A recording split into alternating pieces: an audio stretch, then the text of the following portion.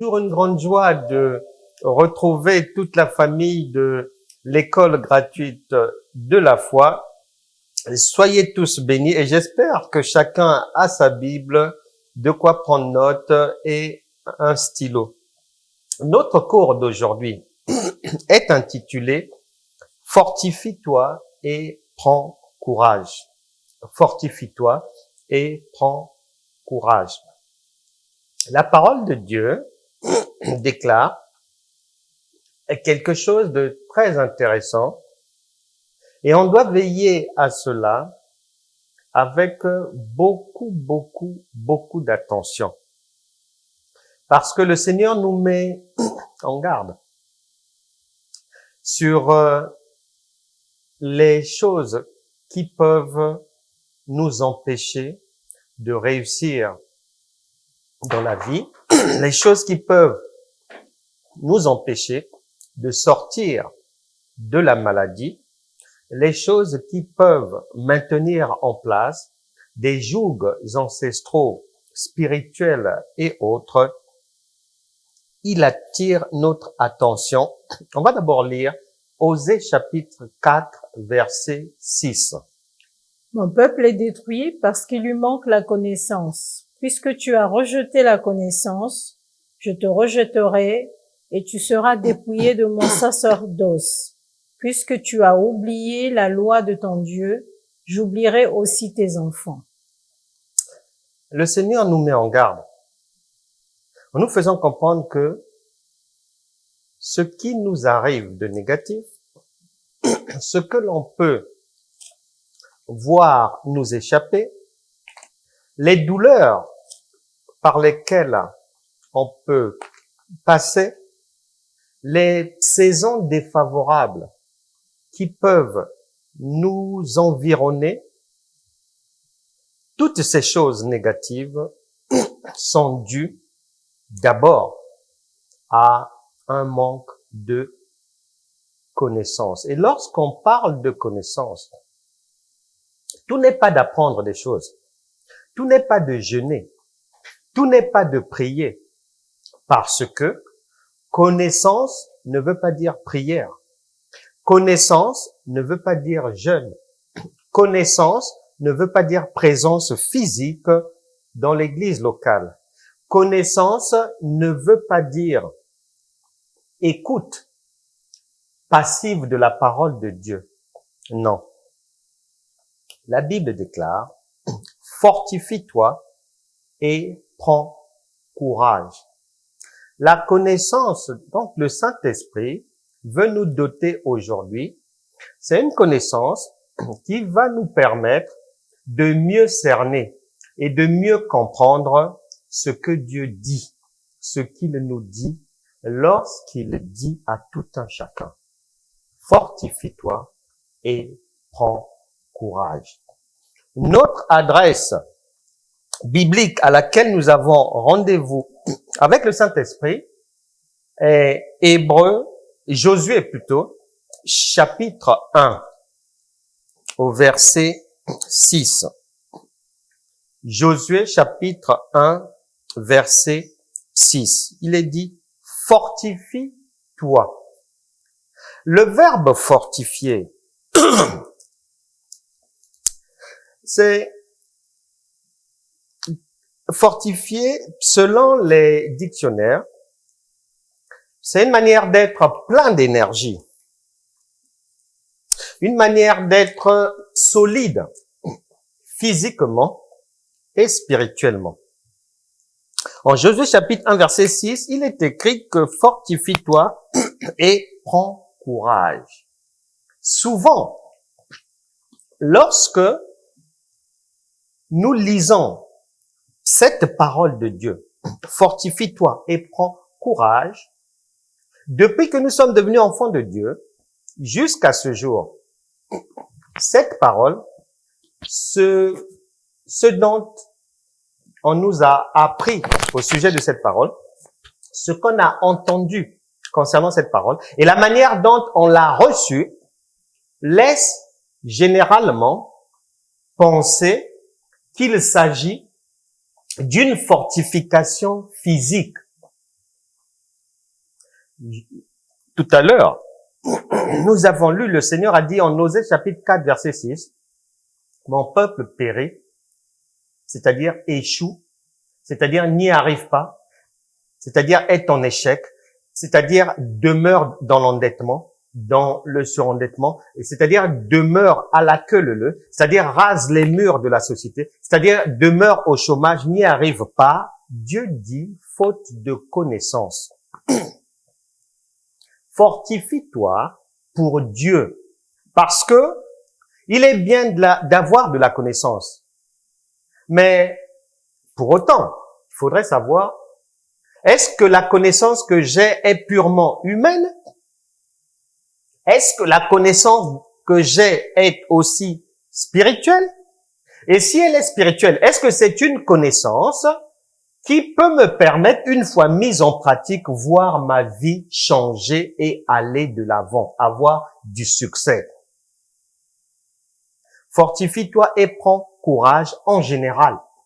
Nous associons cela, nous comprenons cela. La perception que nous en avons est physique. C'est-à-dire, faut se fortifier physiquement. Faut blinder son moral. Faut aller de l'avant. Mais le Saint-Esprit nous met en garde. En Osée chapitre 4, verset 6. Et aujourd'hui, il voudrait que l'on puisse comprendre les autres aspects que lui met dans le contenu de fortifie-toi et prends courage. On a dit que se fortifier, c'est être plein de courage. Oui, mais se fortifier, pour le Saint-Esprit, tu ne peux pas être fortifié. Combien même tu jeûneras pendant 1000 ans, combien même tu prieras pendant un siècle, combien même tu donneras tout ton salaire pour les œuvres de Dieu, si dans ta marche chrétienne, tu n'as pas une bonne conduite. Parce que pour le Saint-Esprit, la fortification, elle est aussi morale, elle est éthique, elle n'est pas uniquement physique.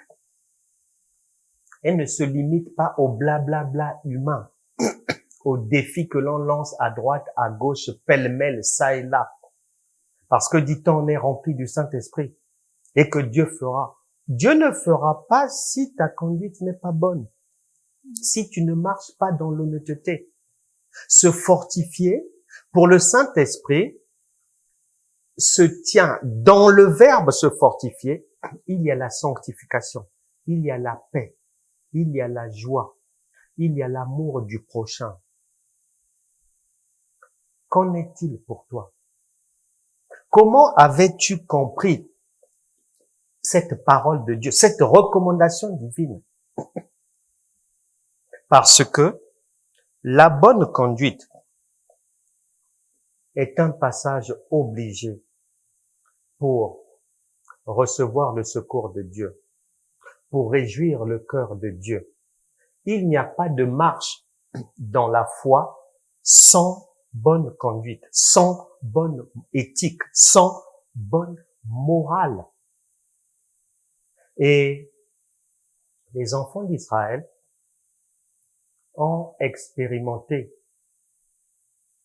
les dangers qui peuvent guetter quiconque marche avec Dieu en se fortifiant sans veiller à sa probité morale. Fortifie-toi et prends courage, car c'est toi qui mettras ce peuple en possession du pays que j'ai juré à leur père de leur donner. C'est-à-dire, si tu es solide, tant sur le plan des apprentissages, de la mise en pratique, que de l'obéissance à Dieu, du soin accordé à ta personne devant la société et devant Dieu, c'est à partir de là que ta fortification qui débute dans l'homme intérieur peut être agréable à Dieu. Les enfants d'Israël, en voulant faire autrement, comme beaucoup d'enfants de Dieu, sans s'en rendre compte, l'ont payé très cher.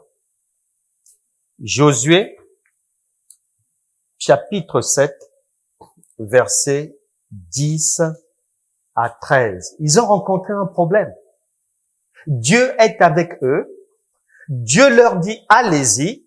Il leur promet la victoire. Mais c'est comme toi. Tu es peut-être dans les larmes aujourd'hui parce que j'entends souvent les gens dire, mais j'ai jeûné, j'ai prié. Les démons ne sont pas partis. Mais comment ils étaient partis? Ils sont revenus. Mais ils n'étaient pas partis parce que s'ils étaient partis, ils n'allaient pas revenir encore. Tu n'allais pas les retrouver là.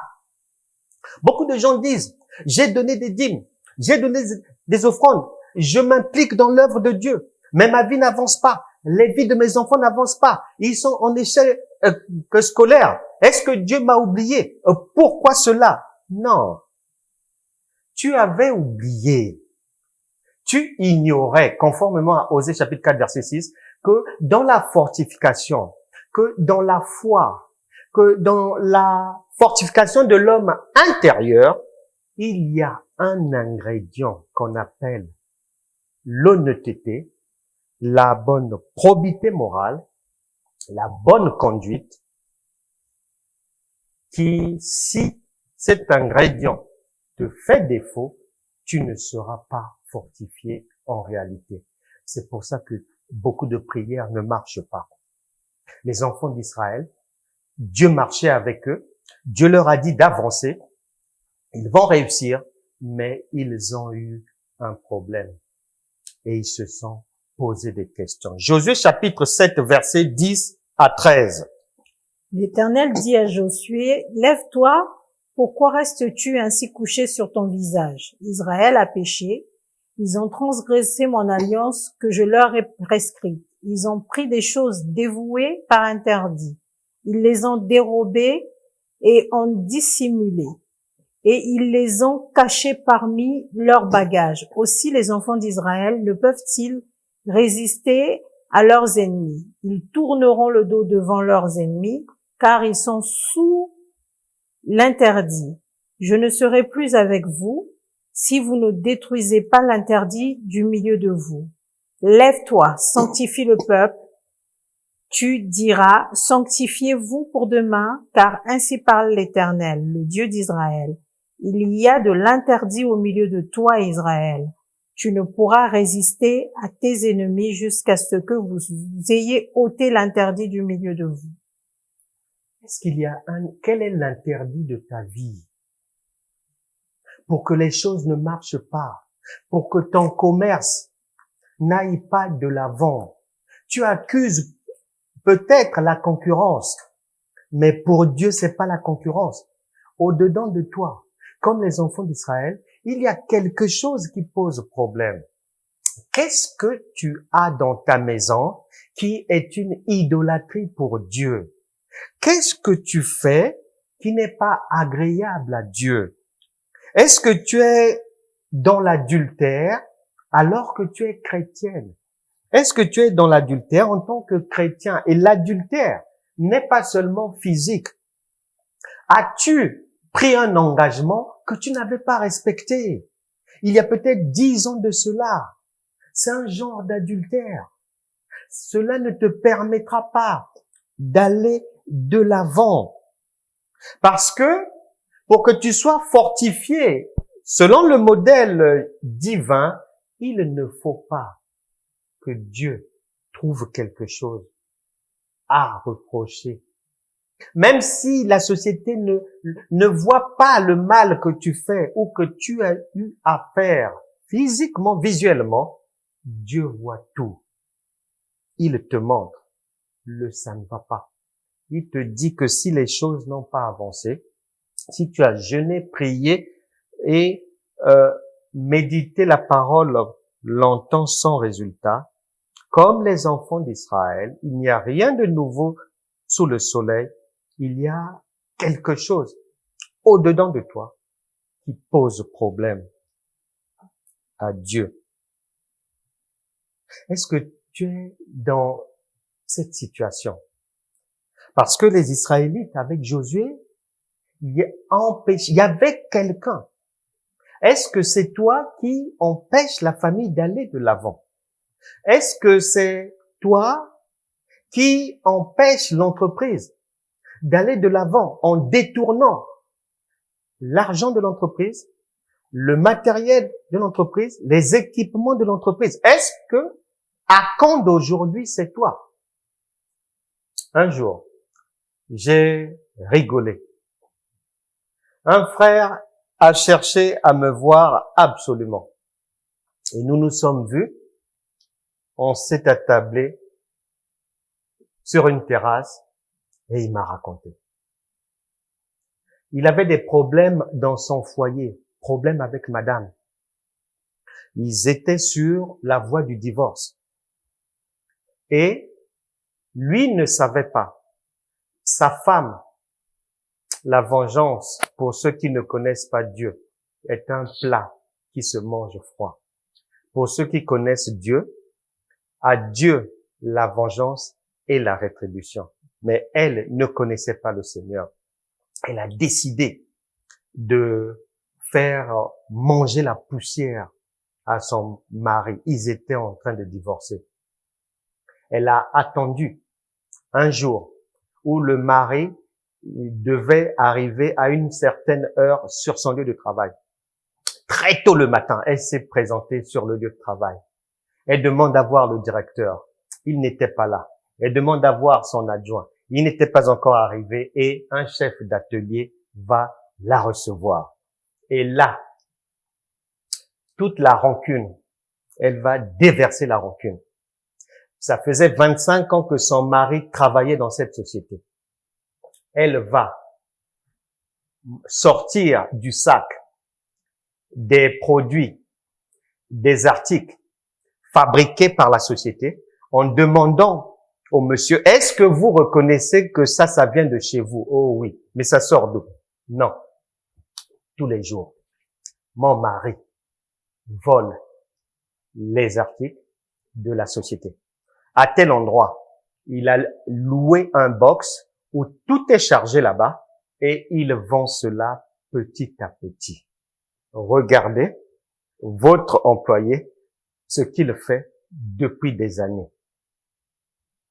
Le monsieur prend bonne note. Heureusement que Dieu est fidèle.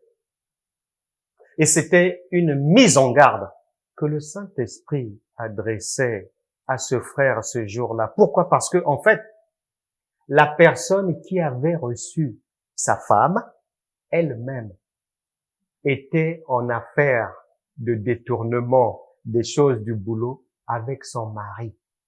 Donc, lui aussi, c'était un voleur. Et donc, dès que le mari est arrivé, il l'a appelé, il a tout raconté. Ta femme est venue ici. Elle a dit ceci, attention, faut la mettre dehors, vraiment. C'est pas une femme. Donc, il a couru me voir.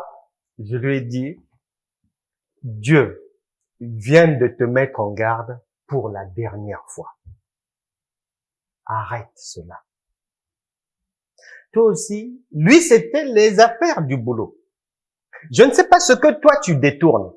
Je ne sais pas quelle est la trahison dans laquelle tu as plongé et qui empêche ta vie d'aller de l'avant, qui ne te permet pas de guérir alors que le Seigneur a dit que par les meurtrissures de Jésus, nous sommes déjà guéris. Tu es déjà guéri. Tu devais déjà être sorti de la maladie. Qu'est-ce qui se trouve au-dedans de toi et qui pose problème à Dieu? Parce que le Seigneur a dit, examinez-vous vous-même pour savoir si vous êtes encore dans la foi, c'est-à-dire aussi encore agréable à Dieu. 2 Corinthiens chapitre 13, verset 5. Et les enfants d'Israël, il fallait que le coupable soit trouvé. Et tu dois sortir de cette mauvaise situation. Si tu veux que le Saint-Esprit complète ta force, ton énergie, ta fortification intérieure, car tu en as besoin pour réussir la vie. Josué chapitre 7, versets 19 à 21. Josué dit à Akan, mon fils, donne gloire à l'Éternel, le Dieu d'Israël, et rends-lui hommage. Dis-moi donc ce que tu as fait et ne me le cache point. Akan répondit à Josué et dit, il est vrai que j'ai péché contre l'Éternel, le Dieu d'Israël, et voici ce que j'ai fait. J'ai vu dans le butin un beau manteau de chinéa, 200 cycles d'argent et un lingot d'or du poids de 50 cycles. Je les ai convoités et je les ai pris. Ils sont cachés dans la terre au milieu de ma tente et l'argent est dessous. Fortifie-toi veut dire marche d'une manière crédible. La Bible parle d'une manière, l'apôtre Paul dit, d'une manière irréprochable, devant les hommes et devant Dieu. Est-ce que c'est ton cas? Tu avais pensé que quand Dieu dit fortifie-toi et prends courage, que c'était physique, que c'était seulement la force, c'était l'audace. Non, il n'y a pas que ça. C'est une partie seulement. Il y a l'aspect moral, éthique, crédibilité. Si tu ne sors pas de l'inconduite, si tu veux continuer à agir comme Akan, écoute la sanction divine. Car bien souvent, dans notre marche chrétienne, on enseigne seulement l'amour de Dieu, mais on n'enseigne pas la sévérité de Dieu stipulée dans le livre des Romains. Et en hébreu, il est dit que Dieu est un feu dévorant. Akan l'apprendra à ses dépens. Et le Saint-Esprit ne voudrait pas que tu demeures un autre Akan. Josué chapitre 7 verset 25. Josué dit, pourquoi nous as-tu troublés? L'Éternel te troublera aujourd'hui. Et tout Israël le lapida, on les brûla au feu, on les lapida. Akan a perdu la vie en désobéissant à Dieu. Akan, en allant à la guerre, en affrontant les ennemis, dans sa bravoure, il n'a pas veillé à la sanctification. Il n'a pas veillé à l'honneur. Il n'a pas veillé à son éthique. Et le Seigneur ne voudrait pas que l'un de nous soit un autre Akan. Car le fait d'être dans l'inconduite, dans l'immoralité, dans les drogues, la perversion sexuelle, la masturbation, les fellations, les sodomies, l'homosexualité, tous ces travers-là, clairement condamnés par la parole de Dieu, le fait de demeurer dans ces choses, les conséquences vont au-delà de ta personne. Et bien souvent, des innocents vont payer un prix lourd pour des choses qu'ils n'ont pas eu à faire. Tu dois éviter cela à ta famille. Tu ne dois pas faire ce qu'Akan a fait. Péché d'un seul homme, mais c'est tout un peuple qui a payé. Est-ce que ton enfant souffre d'une maladie du fait de tes actes négatifs posés il y a quelques années? Est-ce que ta fille n'a pas pu avoir son travail, n'a pas pu se marier parce que tu avais mal agi? Et le peuple d'Israël a payé un lourd tribut pour les péchés, pour l'inconduite d'une seule personne. Il y a un frère. Il répondait à un entretien préalable, un embauche. Il va à l'entretien. Et au moment où l'entretien débute, le DRH, le directeur qui l'auditionne, lui demande d'abord de se présenter. Et au moment où il se présente, péché d'un homme, dégâts pour tout le monde. Josué, chapitre 7, verset 1. Il est défendu. C'est Achan qui a péché. Mais écoute ce que la parole de Dieu dit. Josué, chapitre 7, verset 1. Il est dit ceci. Josué, chapitre 7. Les enfants d'Israël commirent une infidélité au sujet des choses dévouées par interdit. Achan, fils de Carmi, fils de Zabdi, fils de Zérak, de la tribu de Juda, prit des choses dévouées, et la colère de l'Éternel s'enflamma contre les enfants d'Israël. Il est dit que la colère de l'Éternel va s'enflammer pour les erreurs d'une personne. Et la colère va s'enflammer sur tous les enfants d'Israël. Attention, lorsque tu marches avec le Saint-Esprit, lorsque tu recherches les bonnes grâces divines, veille à ce que ta fortification soit authentique et authentifiée par le Saint-Esprit. Fortifie-toi, c'est aussi d'abord, avant de compter sur les autres, compte d'abord sur tes propres forces. Avant de jeter tes regards pour surveiller ta voisine, pour surveiller ta sœur, pour surveiller ton pasteur, pour surveiller un tel ou un tel, le Saint-Esprit te dit, fais d'abord le ménage chez toi-même. Compte d'abord sur tes propres forces. C'est ce que cela veut dire. Un enfant, selon ce que Jésus nous a dit, si quelqu'un n'est pas comme un enfant, il ne peut pas être en osmose avec Dieu. Et un enfant, lorsqu'il grandit, il compte d'abord sur maman, il compte sur papa, il compte sur les adultes pour l'aider à faire ceci, à faire cela.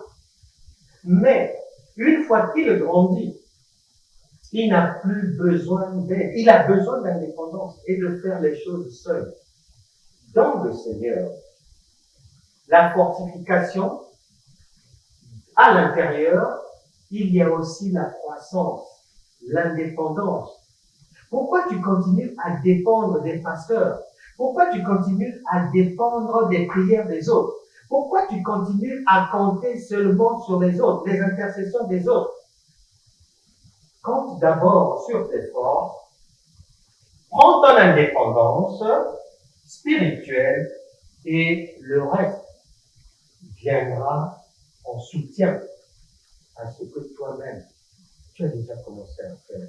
Il est même dit, aide-toi toi-même et le ciel t'aidera. Nous allons bientôt prier. Dispose déjà ton cœur. Arrange déjà tes problèmes avec le Saint-Esprit. C'est très simple dans ton cœur. Si tu reconnais quelque chose de négatif, tu lui demandes déjà pardon. Et lorsque nous arrivons à la prière, à la fin du cours, ça sera des mots pour toi. La fortification, lorsqu'il dit fortifie-toi et prends courage, dans le mot courage,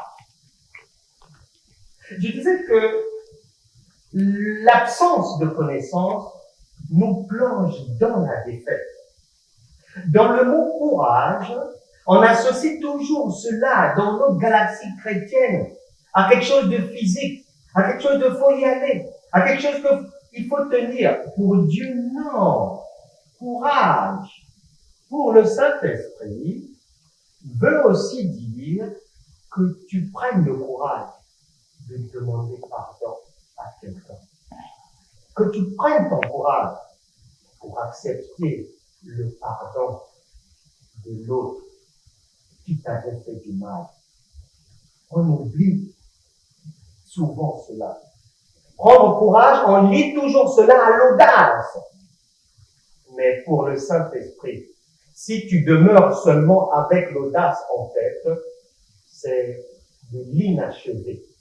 Pour que cela soit complet, pour que ta compréhension soit complète, tu dois y associer aussi tous les critères exigés par le Saint-Esprit. Le pardon, une arme de Dieu. Bien souvent, nous l'oublions. Ne l'oublie pas à partir d'aujourd'hui. Ne l'oublie pas, car l'enfant, lorsqu'il grandit, c'est vrai, il peut tomber, il se relève. Et un enfant, Jésus a dit que ce sont ceux qui sont comme les enfants qui ont accès à lui. Pourquoi? Parce que l'enfant, tu lui fais du mal, tu viens lui demander pardon, il te pardonne facilement. L'enfant, s'il t'a offensé, il n'aura aucune difficulté pour venir te demander pardon, pour t'accorder le pardon. Beaucoup de vies sont bloquées. Tu jeûnes, tu pries, on t'a enseigné des choses, mais si ça ne marche pas, examine ta vie, examine-toi pour savoir si la fortification que tu as eu à comprendre est la même que Dieu. Est-ce que la définition que tu donnais à l'instruction prends courage, fortifie-toi, prends courage, est-ce que la compréhension que tu en as faite est conforme à la définition que le Saint-Esprit donne de son propos? Il t'a manqué le pardon. Il déclare même dans Marc chapitre 11, à partir du verset 25 et 26, les versets d'avant disent, 24 disent, 23, 22, 23 disent que s'il y a même le problème le plus grand, la plus grande montagne de difficulté au monde, si tu as la foi, si tu dis dégage, la difficulté disparaît. Verset 24 vient préciser, Marc chapitre 11, 24, que tout ce que tu demanderas en priant, crois que tu l'as déjà reçu, tu le verras s'accomplir. Mais ne t'arrête pas là. Si tu t'arrêtes là, tu ne seras jamais fortifié en réalité. Et l'ennemi te vaincra. C'est pour ça que tu es toujours dans les cauchemars. C'est pour ça que tu es toujours embêté par les kystes, les myomes, les fibromes. Parce que tu n'es pas arrivé jusqu'au verset 25-26 qui viennent préciser par le Saint-Esprit que, attention, avant de faire tout ça là, de croire, de prier, d'attendre, s'il y a un problème de pardon, passe d'abord par là-bas avant d'aller vers la prière, vers l'attente des désirs de ton cœur. Nous allons maintenant prier. Le Saint-Esprit voudrait que tu retiennes bien comme il faut que les aspects moraux, éthiques, sont compris dans la fortification dans l'homme intérieur selon Dieu, dans le courage selon le Saint-Esprit. Tu ignorais peut-être cela. Tu ne devras plus oublier ces choses. Il s'appelle Stéphane Kouna. J'ai des frissons lorsque je revois son témoignage. Il avait 8 ans lorsque ses parents, son père principalement, l'a mise à la porte. Il avait 8 ans. Lorsque son père l'a mise à la porte, il a été accusé de sorcellerie. Un enfant de 8 ans, un mineur, accusé de sorcellerie. Et le père l'a mis dehors. Et le jour où j'écoutais son témoignage, il avait 48 ans. Et il a vécu comme ça dans la rue. Il a baroudé comme ça là toute sa jeunesse, dormant tantôt dans un marché, tantôt dans un squat, tantôt chez une sœur, tantôt recueilli par une association, tantôt sous la pluie, tantôt sous des tentes. Et la vie s'est passée comme ça, dans la difficulté. Un jour, il échangeait simplement avec un ami. Et l'ami qui avait maintenant une idée claire des problèmes de sa vie et de son cheminement, lui dira ceci. Le Saint-Esprit te dit la même chose aujourd'hui. Son ami lui dira, j'ai l'impression que les blocages dans ta vie partiront le jour où tu demanderas pardon à ton Père. Tu parles beaucoup de mal de lui. Et Stéphane Nkuna s'est battu avec le Saint-Esprit pendant quelques mois. Parce que pour lui, non, c'est mon père qui m'a mis à la porte. Je n'ai pas à lui demander pardon. Il m'a offensé. Je n'avais rien fait. J'étais un enfant. Pourquoi demander pardon? Il s'est battu. Mais Dieu est bon. Il finira par entendre le conseil du Saint-Esprit. Il rédigera un courrier de demande de pardon à son père. Et dans son témoignage, il dira que le jour, 3 mois après, où il avait reçu la réponse écrite de son père, dans ce courrier, non seulement son père l'a pardonné, mais son père lui a également demandé pardon du fait que 40 ans plus tôt, il l'avait mis à la porte et il a vécu, il a commencé la vie en tant qu'enfant de la rue. Il dira ceci, qu'à partir du jour où il avait reçu la lettre de son père, acceptant son pardon et lui demandant pardon, sa vie a eu un avant et un après.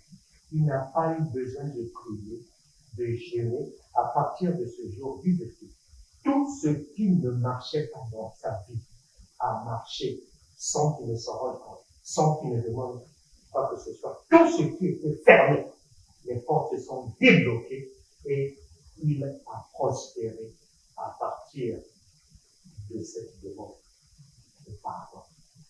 Qui, en fait, malgré que lui-même était devenu pasteur, malgré qu'il priait, il jeûnait, il était donc en échec parce que, pensant qu'il était fortifié, mais en fait, sans le passage par ce pardon, il était un homme vide, vil et non agréable à Dieu. Nous allons prier. Reprends simplement après moi. Le Saint-Esprit t'indiquera là où les personnes vers lesquelles tu devras faire cette démarche. Le Saint-Esprit va te donner l'énergie morale suffisante pour accepter.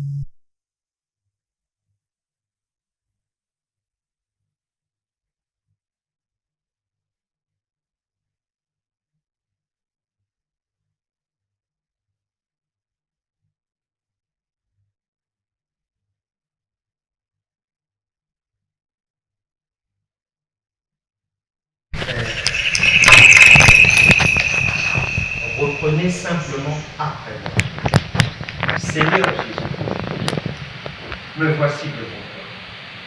Je te demande pardon pour tous mes péchés. Lave-moi par ton sang. Fais-moi du bien.